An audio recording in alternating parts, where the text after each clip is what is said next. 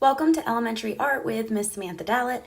Today we are going to be continuing our progress through our color theory worksheet, and we will also be going over what blind drawings are, and at the end you'll have a little bit of free time to explore that. The last time we were spending time together, we went over color theory and we finished our color wheels. We went and talked about all of the in-between colors, all of the things that we can create mixing our primaries, and fun facts all about them.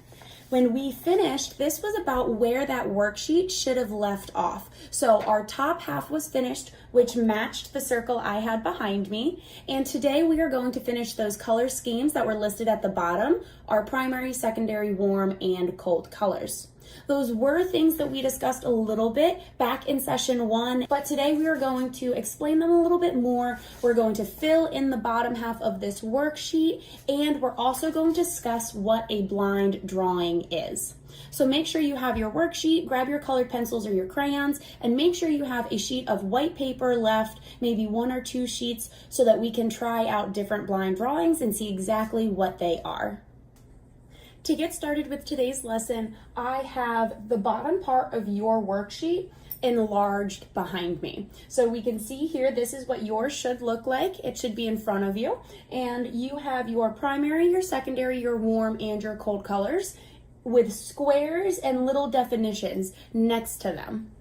Again, I kind of wrote out some of the tips or tricks that you'll need to remember, so we'll keep that all down here, and as I work on these larger ones, you can go ahead and color in these sections as well.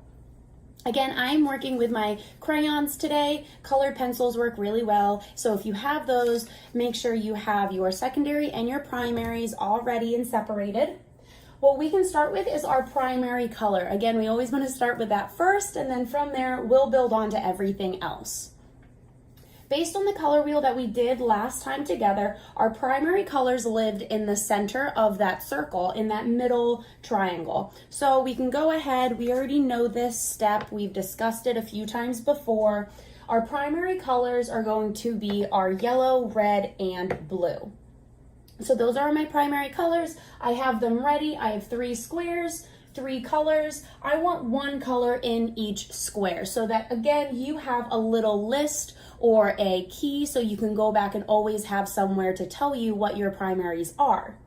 Up top and next to yours, you can see that it says, I can help make all the other colors, or I can make all other colors by mixing my primaries. Just as discussed when we did our color wheel, our blue and our red will always make our purple, our yellow and our red will always make our orange, and our yellow and our blue will always make our green. So let's start off, go ahead and color those in really quickly. I'm gonna do 1 square yellow, I'm gonna do 1 square blue, and yours are tiny little squares, so we should be able to keep up and work through this together. And then my last one, of course, is going to be my red.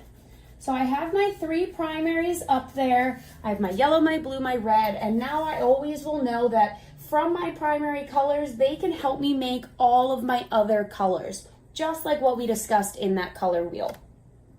Moving down and moving quickly, we have our secondary colors, and you're going to be filling in along these, so these squares here.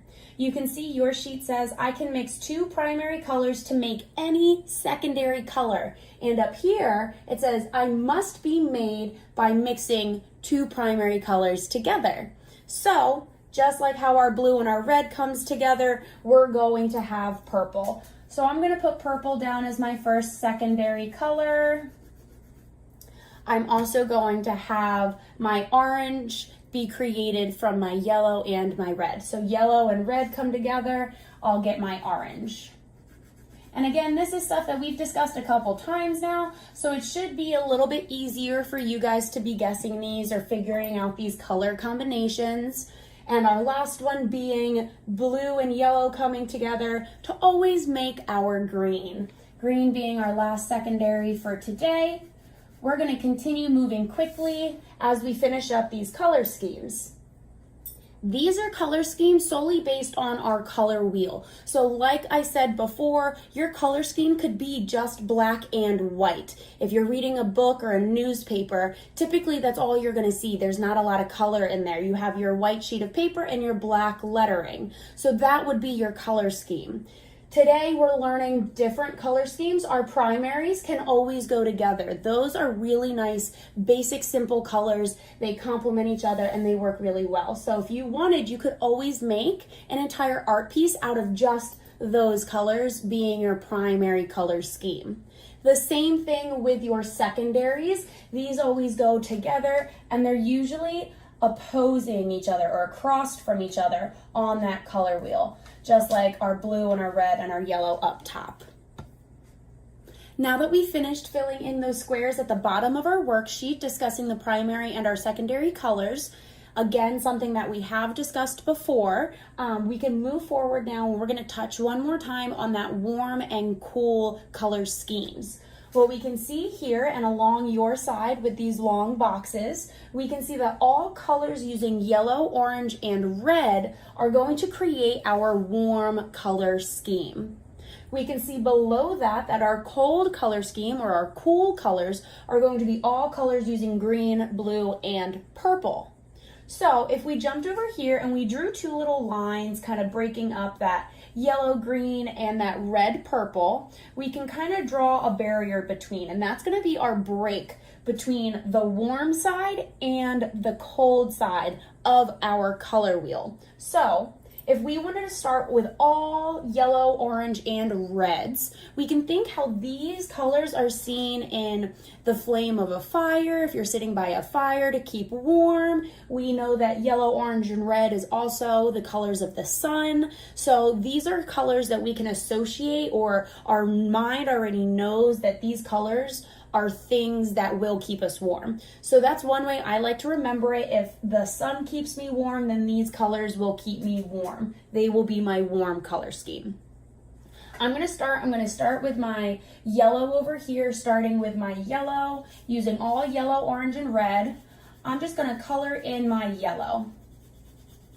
And we know that there's more than just yellow, red, and orange. We know that there are those colors existing between. So if we have our yellow and we also have our yellow orange, we can go ahead and add that. Again, I'm going to overlap my colors, starting with my yellow first in that section and going over it with a little bit of my orange. I'm going to create that much brighter orange or that yellow orange. Again, being a part of that warm color scheme.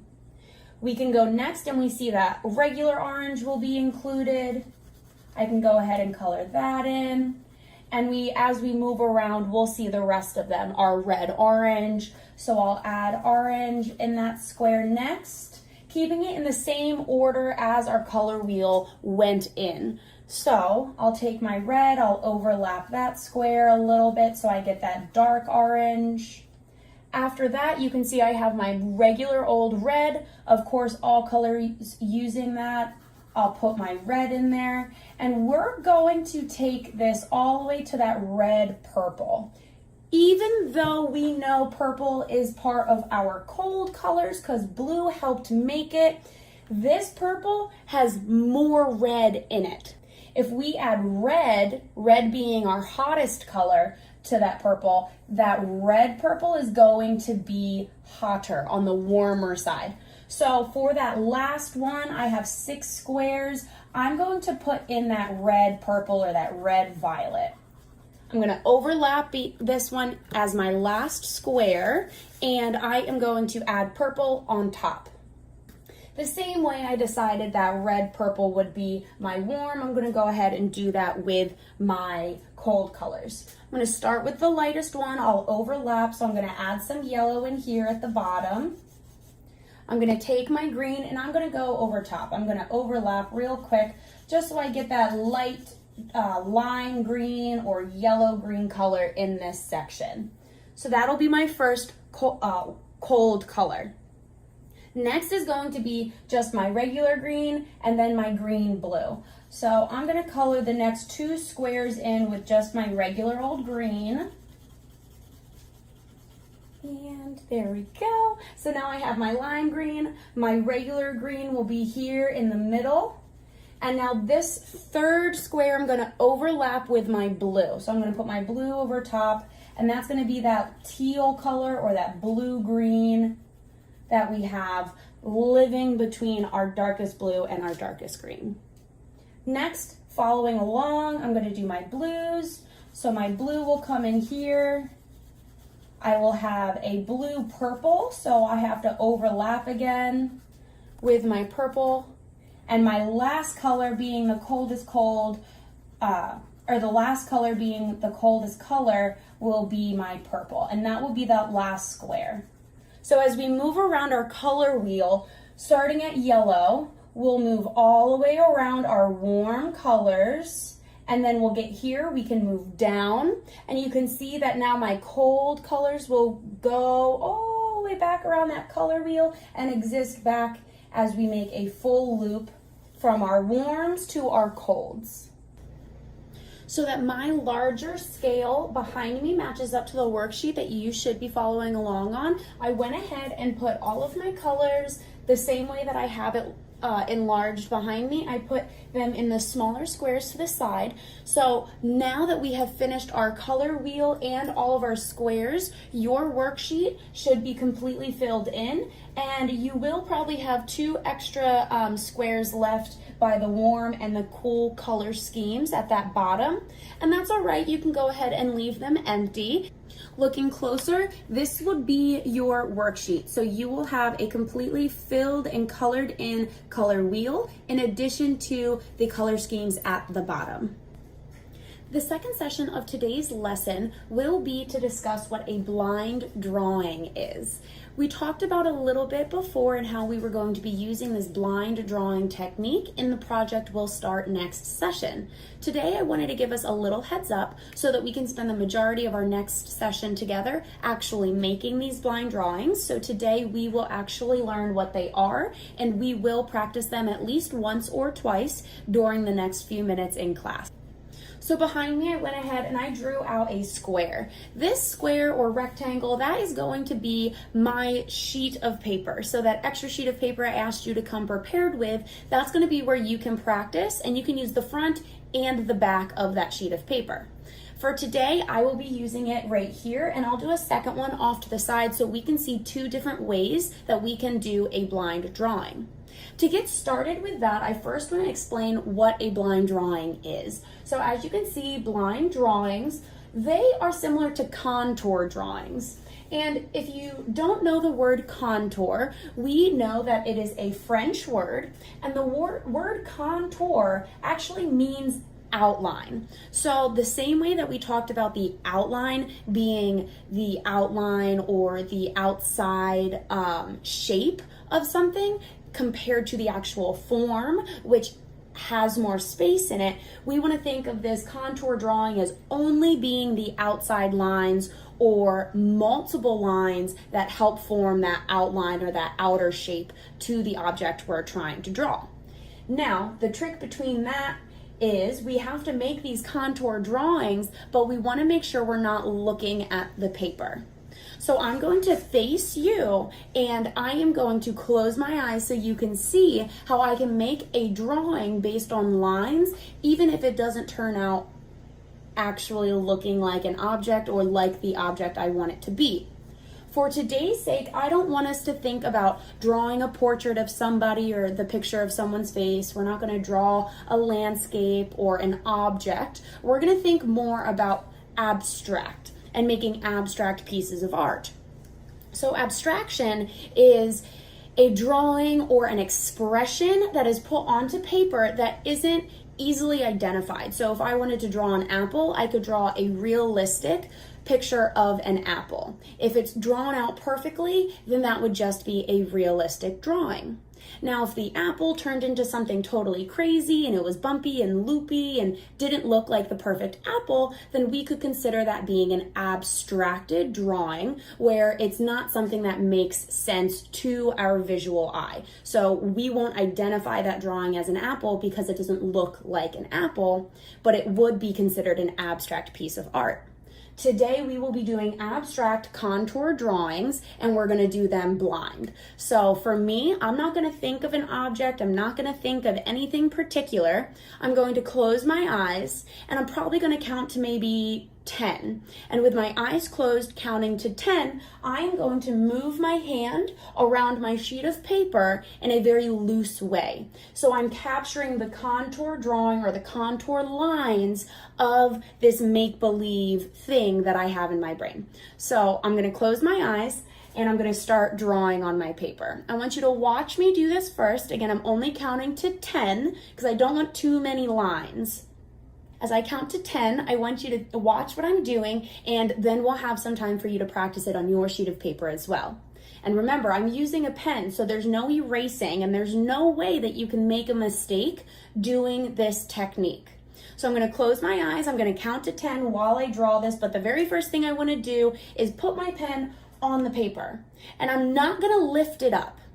So I'm going to make one mark continuously without lifting up my pencil. So it's going to be one really long squiggly line. All right, I'm going to go ahead and do mine now and I want you guys to watch. Okay, so eyes closed. I'm going to start with my pen on the paper. I'm not going to lift it up. Okay, 1, 2, 3, 4, 5, 6, 7, 8, 9, 10. I went a little outside of my paper. If you are working on a normal sheet of paper, you will feel the edge of it, so make sure that you stay centered to your drawing. But for mine, I have a lot of really good lines in here, and I wasn't looking at the paper. We can see where I started and where I ended, and since I was a little off-centered, maybe I can add an extra line in there so I can fill up that space that I had. And I want to make sure that all of my space is filled with fun shapes and fun lines. With the blind drawing that I have behind me, it is an abstract drawing because it's not a drawing of anything that I could recognize. It is a bunch of lines and a bunch of fun shapes that I was able to create by using the blind contour drawing technique. I focused on only using those outside lines or that outline in a blind drawing, so without looking.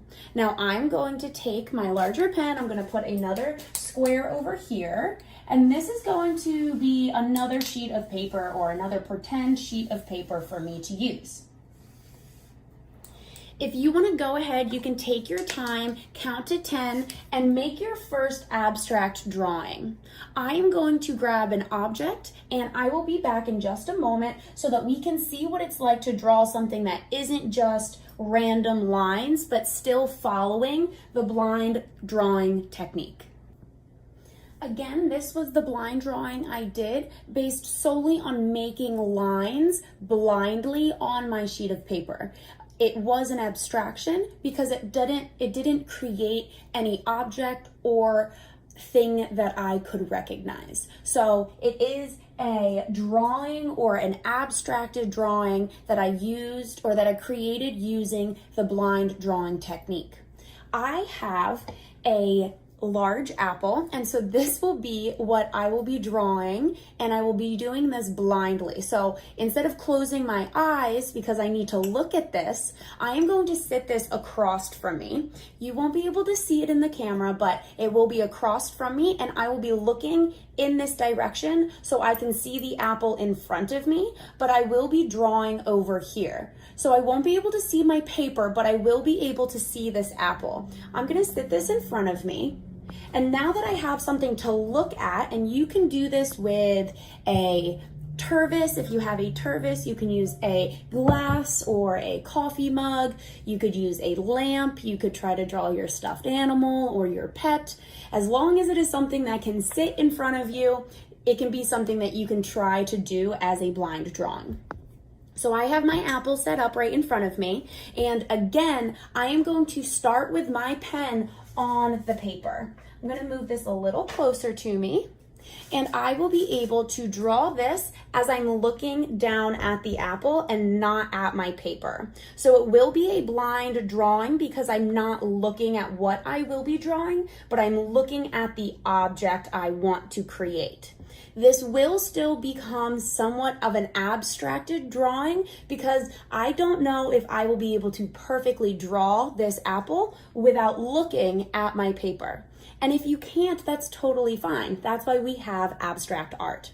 So I'm gonna go ahead, I'll start with my pen on the paper. So I have it on there, and I'm gonna try to do this in one line or short, smaller lines, but remembering to only use that contour drawing or the outlined shape of this apple. So it's down in front of me, my pen is on my paper, and I'm only gonna look at my apple.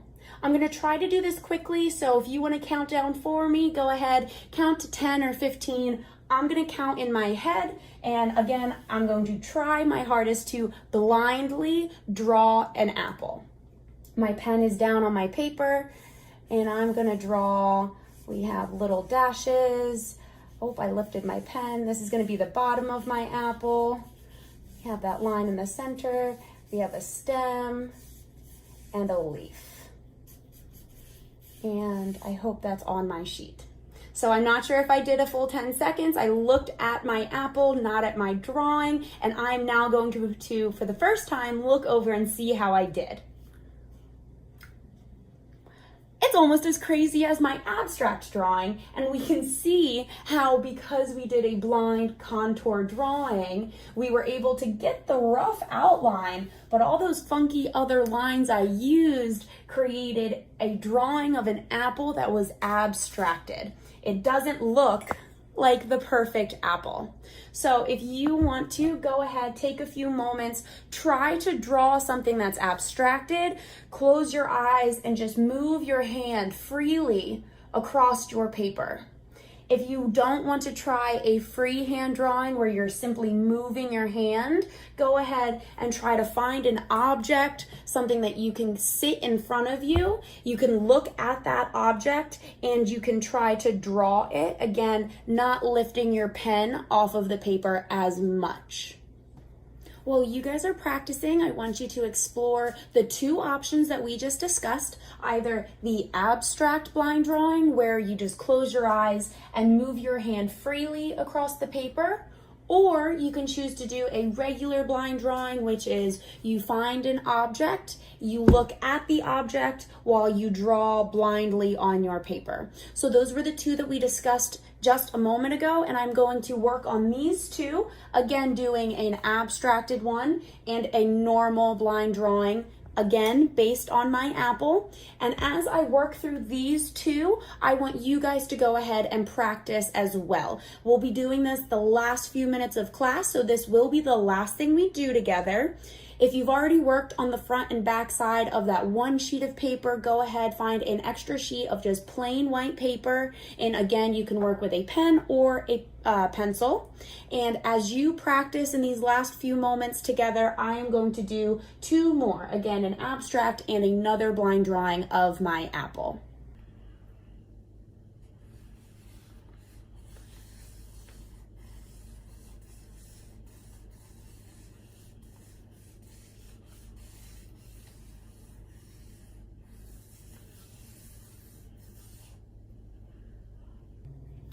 This again didn't fill the entire space like I would like it to, so now that I've done it blindly, maybe I can go back and add some extra scribbles that kind of line up and fill out the rest of that sheet of paper.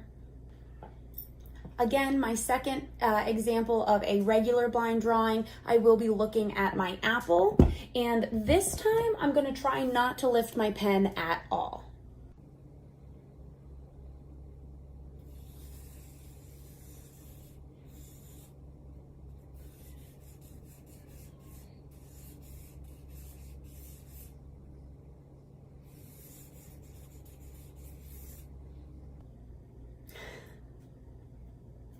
Looks a little bit better than the last one I did.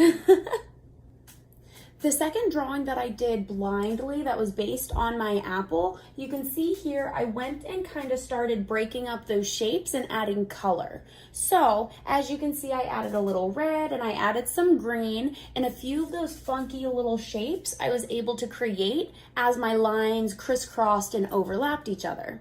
So when we get back in our next session, our project for our blind drawings will be based and colored in different color schemes. So we'll be able to take our reds, and maybe I can do a warm color scheme. I can do my reds, my oranges, and my yellows in the apple, and then maybe the stem or the leaf, I can choose different colors or a different color scheme to color in those sections. So I'd be able to break up each individual little triangle up here or little section and color them in with the different reds and the different colors that I would choose to fill in that drawing. Because this is going to be a little bit of what we will be doing, I do need you guys to come prepared, and you'll need a sheet or two of just plain white paper. Again, if you don't have any plain white paper and all you have is construction paper, choose a light color. Don't choose anything too dark, because we want to make sure we can see those lines and the colors that we'll be adding to these pieces. When you show up next class with your paper, you'll also need a pen or a pencil so that you can draw and do your blind drawings first without having to worry about color or anything like that. So just a regular pencil or a black pen so that we can draw out those lines, those contour outlines of our blind drawings. And then our second step, we'll be able to start adding color and choosing what color schemes or color combinations we want. And then we will be able to finish and wrap up that drawing or that project. Again, this is going to be what we'll be doing next session together. And for today, I think we were able to cover a lot of information. We finished that worksheet that was based on color theory, and we talked more about those color schemes that we can use when we do this project next time. And we were able to really dive into what a blind drawing was and practice it just a little bit so that we actually can come and feel confident in the project we'll be starting next time together. Other than that, I think we were able to cover a lot of material today, and you worked so well and paid attention so well throughout today's session. And thank you so much for working as hard as you do.